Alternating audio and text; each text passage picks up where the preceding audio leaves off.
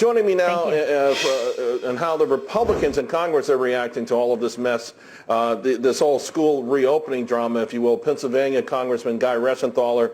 So, Congressman, it's one of these things. I think Hadley Heath Manning really, though, put the real issue front and center. This is about being beholden to teachers unions who, for whatever reason, are milking this thing for all it's worth and throwing their own students on their bus in the process.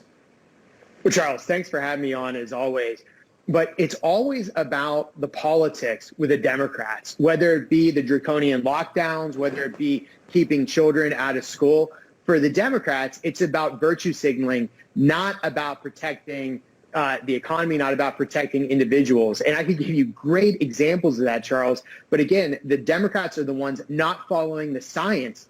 And as soon as Republicans say that we can follow the CDC guidelines, we can reopen the schools, we can go back to businesses if we socially distance, we are the ones, the Republicans following the science. It's the Democrats using the science to attack us while they're doing nothing but virtue signaling. Now, let's talk about the Republican Party for a moment, because there's a new Gallup poll out that finds that America's view of your party is just absolutely imploding. GOP favorability fallen by 6 percentage points since November, and yet the post-election analysis actually shows it's Republicans, right, they were this close, 90,000 votes from controlling everything, the White House, the Senate, the Congress. So where exactly is your party? Because this decline in favorability is coming mostly from Republican voters. It was actually a percentage point increase in how Democrats see your party. So something is wrong there, and you were right on the cusp of being in control. Well, look, if we just go back the last election, like you said, we were less than 100,000 votes away from keeping the White House, keeping the Senate, and retaking the House. And if you just focus in on the House of Representatives, we picked up 14 seats. We're 5 seats away. I know about that, but I'm just saying it feels like the aftermath of that is that your party is disintegrating. What's the future of the Republican Party?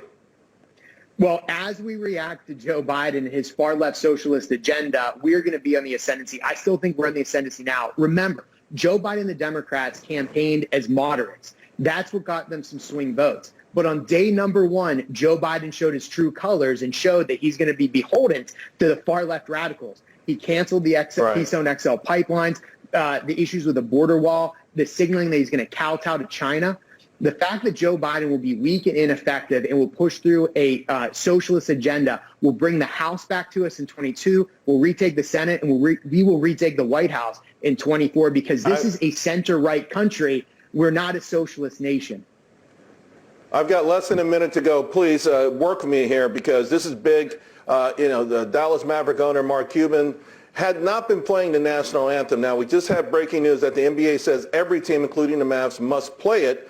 But the way I read this not as a sports story. I think there's a coordinated attack on so-called conservative values, whether it's the national anthem, whether it's gun ownership, whether it's the flag, and they're being demonized to the point where the public, it feels like it's moving the pendulum of public opinion. How do conservatives fight back for these things?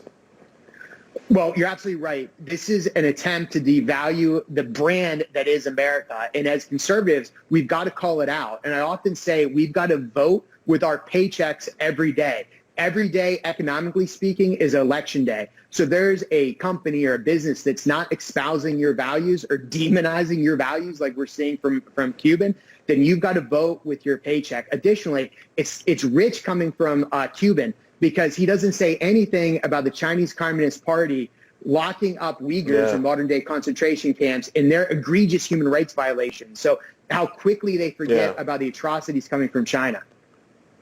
Absolutely. Although I will say it's tough if you're going to do it with your paycheck. I always tell a lot of folks, you better learn how to field dress, hunt, field dress, run a trout line, because it feels like almost every CEO of publicly traded companies are voicing their anti-conservative thoughts these days. Guy, thank you very much. We'll talk again real soon. Thank you, Charles.